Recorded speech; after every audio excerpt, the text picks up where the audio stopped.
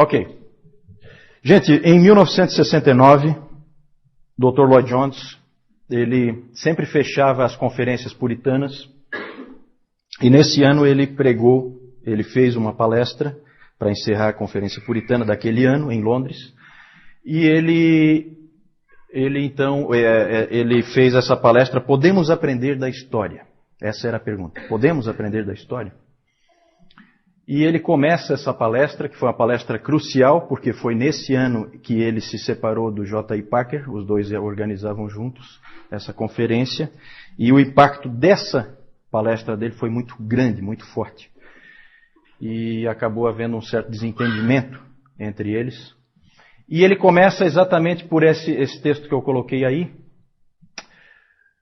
em que ele diz assim: talvez não exista nada que tenha denegrido tanto a glória de Deus como a história do seu povo na igreja.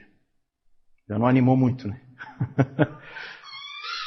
Por isso vou tratar desse assunto sobre aprender da história. O famoso dito de Hegel faz-nos lembrar que o que aprendemos da história é que não aprendemos nada da história.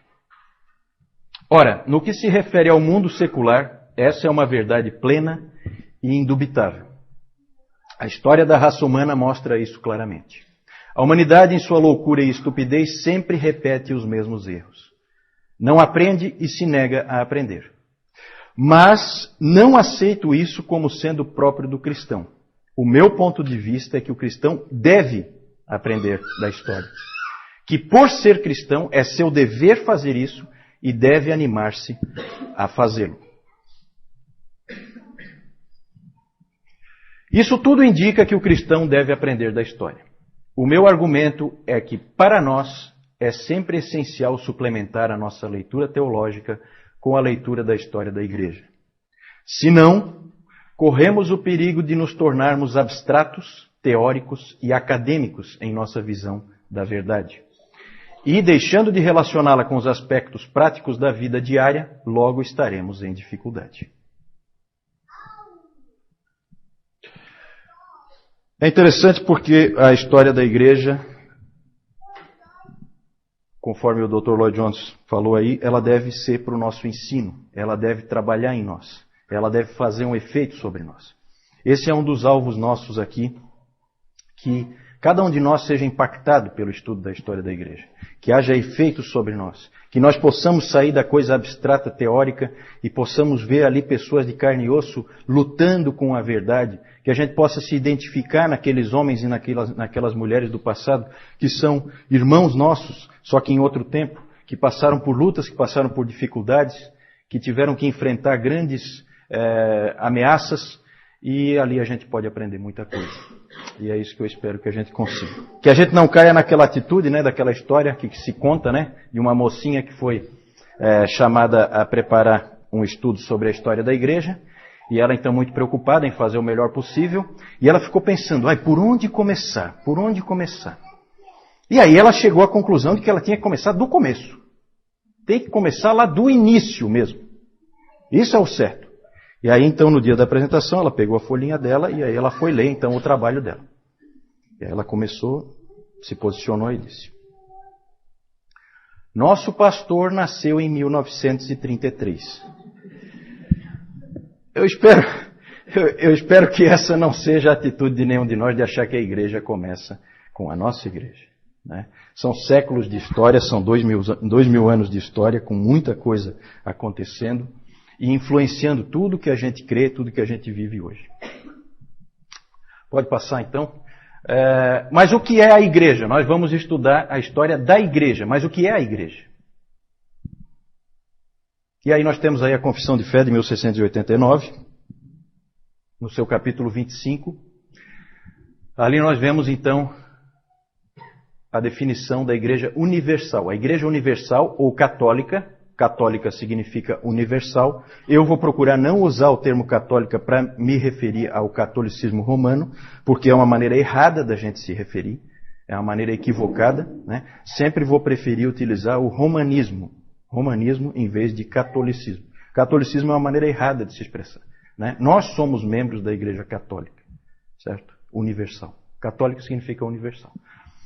O próprio nome, Igreja Católica Romana já é uma contradição de termos. Ou é católica ou é romana.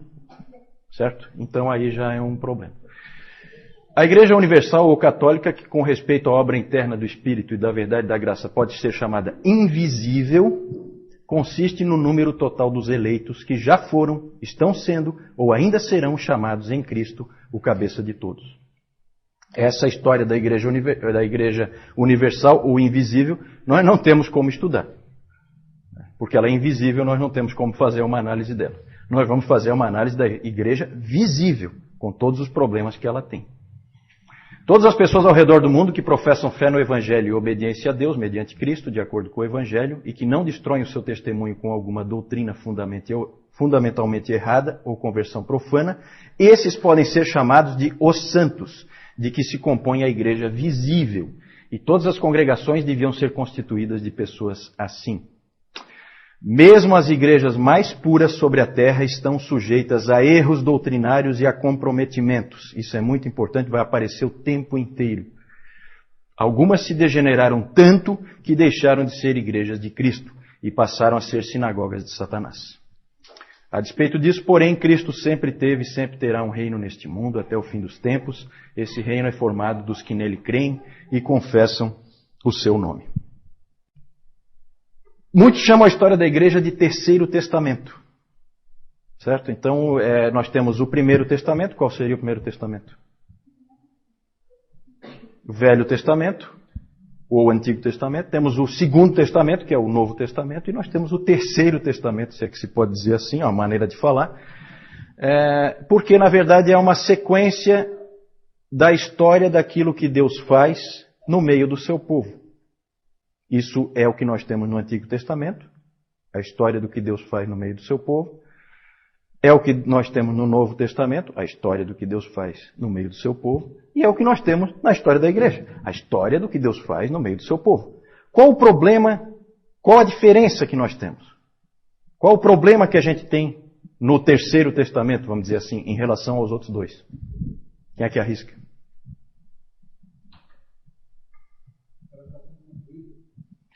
Que ela está sendo construída, é um aspecto, né? Mas há um problema um pouco mais sério.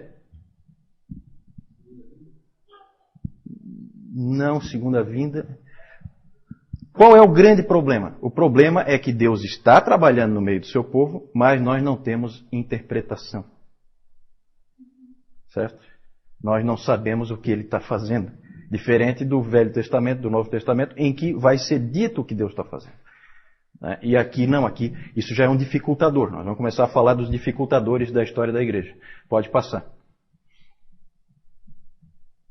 Então vamos lá, dificultadores. Um é esse aí. Nós não sabemos o que Deus está fazendo e por que Ele está fazendo. Não fazemos a menor ideia. Muitas coisas vão nos deixar perplexos muitas vezes. Muitas vezes. Outro dificultador. Nós sempre estaremos sendo seletivos. Eu nunca vou estar falando de toda a história da igreja. Eu sempre vou estar falando de coisas que foram registradas. Quantas coisas aconteceram que não foram registradas? Nós vamos dizer, não, esse aqui foi o maior homem de Deus daquela época. Mas eu só sei que ele foi o maior porque alguém escreveu sobre ele ou ele mesmo escreveu. Se não tivesse escrito, eu não saberia. Certo? Então, a gente sempre vai estar selecionando, a gente sempre vai estar deixando coisas de fora. Que mais? Há momentos em que coisas boas ocorrem em meio ao erro. Essa aí é uma das mais difíceis. Né? Separar o que é bom do que é ruim. Dizer, isso aqui é bom, isso aqui é ruim. Fazer essa definição é muito difícil. É difícil separar as coisas. Então vamos tentar. Vamos lá.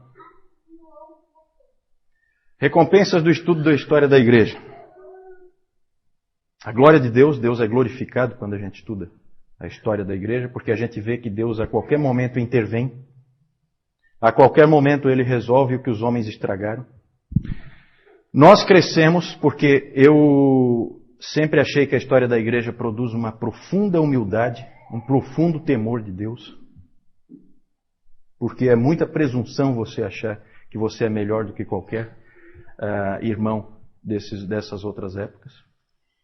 E é para o bem da igreja, como o Dr. Lloyd Jones falou. Se a gente não aprende com a história da igreja, a gente acaba repetindo os mesmos erros, a gente acaba se tornando teórico, acaba imaginando coisas impossíveis para a igreja, coisas que não vão se concretizar, que não são realidade. Então, esse estudo é para o bem da igreja também. Vamos lá. Esse aí é o nosso texto-chave na palavra. Porque em meio àquilo que o Lloyd Jones falou, que nada denigre mais a glória de Deus do que a história da sua igreja. É triste isso, né? Em meio a isso, nós vamos ter sempre em mente esse texto de Isaías 40, versículo 8. Seca-se a erva, cai a sua flor, mas a palavra de nosso Deus permanece eternamente.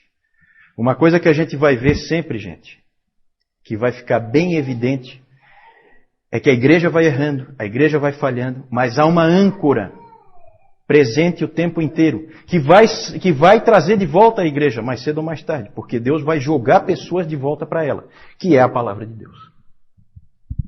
É na palavra de Deus que a igreja se conserta. Vamos lá.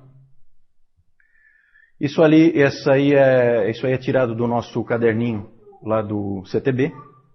A proposta é apresentar um panorama dos principais movimentos políticos, culturais, religiosos e doutrinários que influenciaram o desenvolvimento da igreja através dos séculos. Pode passar. O programa é estudar os eventos importantes e principais movimentos que impactaram a igreja através da história, apresentar os principais personagens-chave da história da igreja, analisar os desvios doutrinários e suas consequências na vida e no desenvolvimento da igreja. Joia, pode passar. As fontes aí, esse aí é o David Calhoun, que eu falei antes, né? Professor lá do Covenant Theological Seminary. Ele tem 72 aulas, então. Não sei como é que nós vamos conseguir colocar isso aí em 8, mas vamos tentar.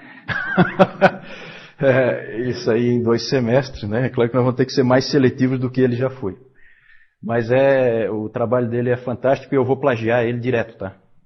Eu não sei se eu vou ser processado, se eu vou ser preso. Qualquer coisa, o João vai preso, porque o João é que é o presidente da igreja. Então, eu estou tranquilo. Ele como bom admirador dos puritanos, ele não vai se incomodar muito que eu vou plagiar ele, porque, como o J.I. Packer disse, os puritanos se plagiavam o tempo inteiro. Eles não tinham preocupação com isso. O que é bom deve ser repercutido. Não deve ser, copyright, não sei o que, direitos autorais. Não tem isso aí. De graça recebeste, de graça dai. Vamos lá. E já falei também o livro História Ilustrada do Cristianismo, que é o livro-texto dele lá.